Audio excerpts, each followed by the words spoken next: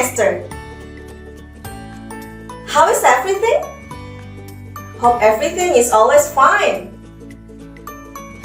Class, are you ready to have a new English journey with me? Okay, great! I hope in this semester you can do better and be better. Class, for today's English lesson, we are going to discuss about the simple present tense. It's not something new for you because you have already studied about the simple present tense when you were in the 7th grade and also when you were in the 8th grade. So, by reviewing this material, I hope you can get better understanding about the simple present tense. So, are you ready? Let's get started. The simple present tense is used to talk about routine, habit, to tell about general truth, and to tell about the fact. The verb that we use in simple present tense is verb 1, and it can be added by s depends on its subject. The auxiliary verb we use in simple present tense do and does. The verb in simple present tense is, am, are. It is for non-verbal sentence. The time signal or adverb of time that we use in simple present tense: always, often, usually, sometimes, seldom, never, every. It can be every day, every week, every year, etc. Once, it can be once a week, once a day, once a year. It can be twice, twice a week, twice a day, etc. So, how do we make simple present tense statement? Let's take a look at this. For non-verbal sentence, it means the sentence doesn't consist verb. So, the verb is replaced by adjective, noun, or adverb. Oke, jadi dalam non-verbal sentence, yaitu sebuah kalimat yang tidak memiliki kata kerja. Jadi, posisi kata kerja ditempati oleh adjective atau kata sifat, noun atau kata benda, ataupun adverb, yaitu kata keterangan. Oke, itu yang dinamakan dengan non-verbal sentence. Kalimat yang tidak memiliki kata kerja. Oke, diperhatikan contohnya. For the affirmative sentence or positive sentence, the formula is like this. For negative sentence, the formula is like this. And this one is for the interrogative sentence. I am a student. Student is not a verb. It is a noun. Student itu bukan kata kerja, tetapi merupakan kata benda. Maka kalimat I am a student itu merupakan non-verbal sentence atau kalimat yang tidak memiliki kata kerja. Kemudian contoh yang kedua. Elephant is big. Big is not a verb. It is an adjective. Big adalah kata sifat atau adjective. Ya, maka dalam simple present tense kita menggunakan kata bantu to be, yaitu is, karena subjeknya adalah elephant, singular. Elephants are in the zoo. In the zoo is not a verb. It is adverb of place. Zoo adalah bukan kata kerja, tetapi kata keterangan tempat. Maka ketika kalimat tersebut tidak memiliki kata kerja, yang kita butuhkan adalah be atau to be. Karena subjeknya adalah elephants, yang berarti plural nouns, kata benda yang jumlah, maka to be yang kita pakai adalah are. Oke? Elephants, perhatikan ada huruf S di belakang, maka itu mengindikasikan bahwa kata bendanya tersebut lebih dari satu. Sedangkan di contoh sebelumnya, elephant without S, tanpa huruf S di belakang, to be yang kita gunakan adalah is. Karena elephant itu merupakan singular noun, kata benda yang jumlahnya hanya satu. Ya, gajah yang disebutkan di situ hanya satu. Maka to be yang dipakai adalah is.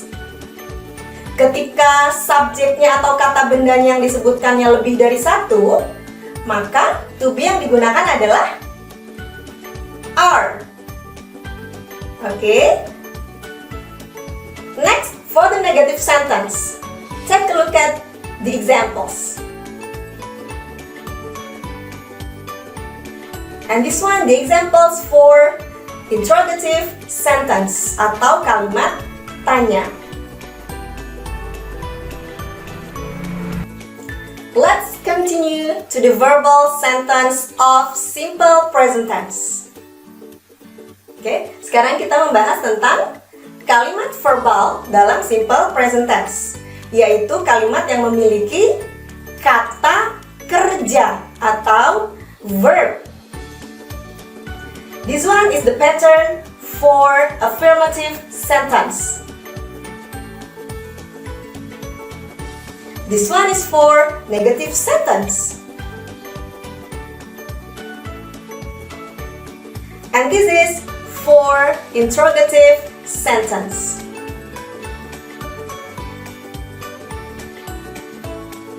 Oke, seperti yang tadi sudah dijelaskan di awal, bahwa simple present tense ketika dia menggunakan kata kerja atau verbal sentence, maka kata kerja yang digunakan adalah kata kerja bentuk pertama.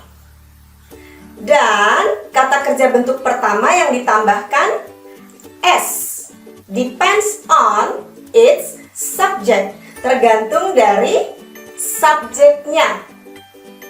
Ketika subjeknya adalah they, we, I, dan you, they, we, I, you, maka verb yang digunakan tidak ditambahkan S. Ketika subjeknya adalah he, she, it, he, she, it, maka verb yang kita gunakan ditambahkan akhiran S. Oke, Kita perhatikan contohnya. We study English every day. Subjeknya adalah we. Maka verbnya menggunakan verb bentuk pertama yang tidak ditambahkan akhiran s. Study. We study. Okay, for the second example. The elephants have big body. Subjeknya adalah the elephants. The elephants. Plural noun atau kata bendanya lebih dari satu. Gajahnya lebih dari satu yang kita bahas dalam kalimat ini. Karena ada tambahan s di belakang elephant. The elephants have big body. Maka kata kerjanya adalah kata kerja bentuk pertama yang tidak ditambahkan s, yaitu have. The third example, contoh yang ketiga. Rika studies English every day. The subject is Rika. Ya, Rika is a she. Kata ganti untuk Rika adalah she. Maka ketika subjeknya adalah she, verb yang kita gunakan verb one yang ditambahkan s di belakangnya, sehingga kalimatnya menjadi Rika studies English every day. Next, the fourth example for affirmative sentence. The elephant has a long trunk. The elephant has a long trunk. Subjeknya adalah the elephant. The elephant is an it. The elephant itu kata gantinya adalah it. Karena the elephant di sini jumlahnya hanya satu, singular noun. Maka verb yang kita gunakan merupakan bentuk s, yaitu has. The elephant has a long trunk. Tapi ketika contoh yang tadi, elephant-nya lebih dari satu, gajahnya lebih dari satu, maka kita tambahkan s untuk gajahnya yang menyatakan lebih dari satu, the elephants. Tetapi untuk kata kerjanya tidak ditambahkan s. The elephants have. Sedangkan the elephant has. Oke? The elephants have. The elephant has. And for negative sentence, untuk kalimat negatif, kita membutuhkan auxiliary verb atau kata bantu. Kata bantu yang kita gunakan adalah do dan does. Perbedaannya, do digunakan untuk subjek they, we, I, you. Berarti does kita gunakan untuk subjek he, she, it. Dan kata kerjanya, semua subjek dalam negative sentence menggunakan kata kerja bentuk pertama tanpa penambahan s di belakangnya. Oke, jadi walaupun subjeknya he, she, it, ketika dia kalimat negatif, maka tidak ada tambahan s di belakang kata kerjanya, karena sudah tergantikan dengan kata bantu does. Diperhatikan contoh kalimat negatif berikut.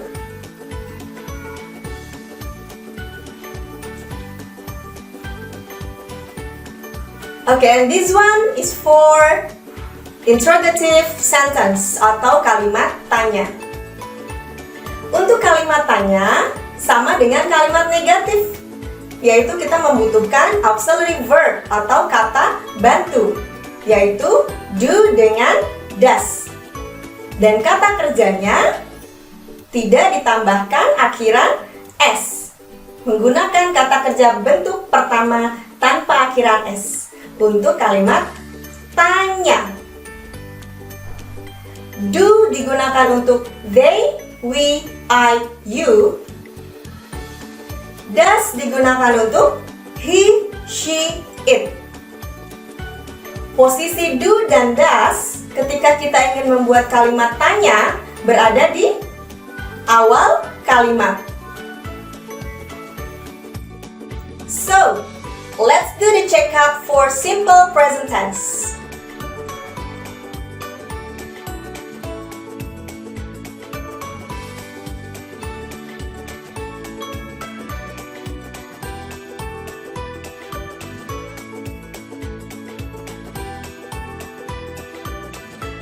Okay, class.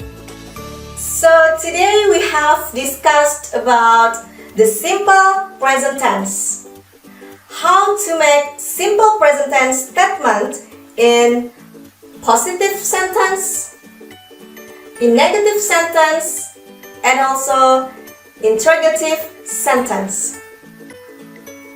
So, if you still don't understand well about this material, you can repeat this video or you can ask to your teacher.